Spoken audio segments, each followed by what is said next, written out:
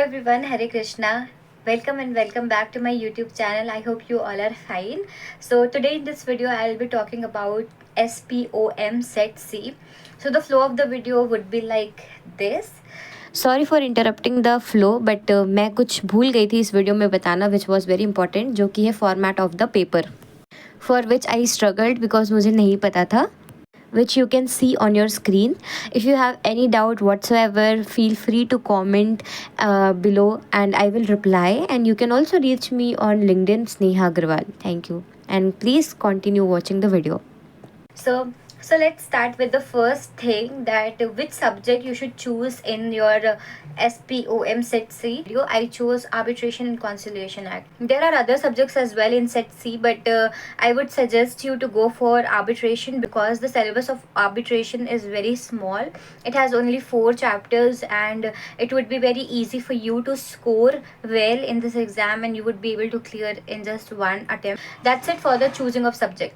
Now, if you have chosen the Arbitration and Conciliation Act, now I will be telling you how you can study, okay?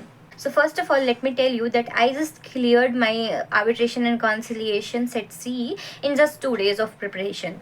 On my first day, I saw a YouTube channel's video, whole Arbitration and Conciliation Act, which we have in our study material.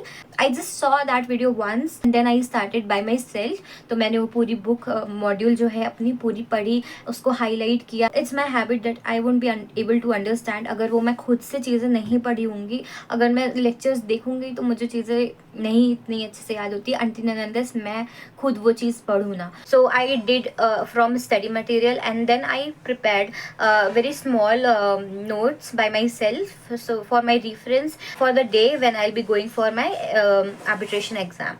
Now in this part I will be telling you about the important topic, important concept, important MCQs on which I got the questions, so you might also get the questions from the same. First of all, you should know that each and every the time frame which we have given in this Arbitration and Conciliation Act is very important. They were asking each and every 30-60 days questions. Okay, from first chapter is basic arbitration, conciliation and mediation. सबकी definitions है.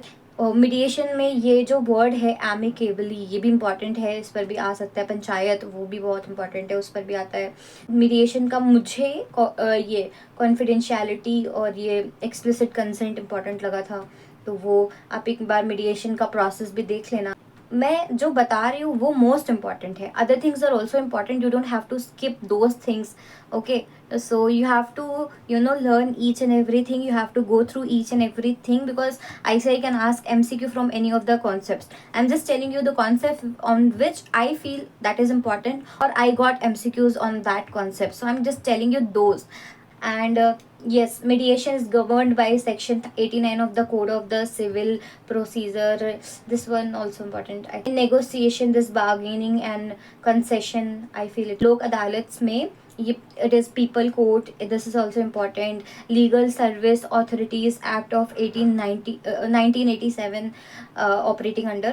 So and also this is very important, that don't ignore any examples, any scenarios, any MCQs from the ICAI module. Okay, because I got so many MCQs from ICAI modules only. Like I saw there were 2-3 MCQs from ICAI modules, so don't ignore any of the questions. I don't remember the question exactly which questions was it, but yes, I know there were 2-3 questions from ICAI modules. From chapter 2, arbitrational awards and general principles, arbitration agreement, and also they ask sections also. So जितना याद हो सकता है याद कर लो, because पूरा तो obviously नहीं याद होगा. तो मुझे कुछ अपने आप, मैंने जब समरी में लिखा था तो याद हो गया था.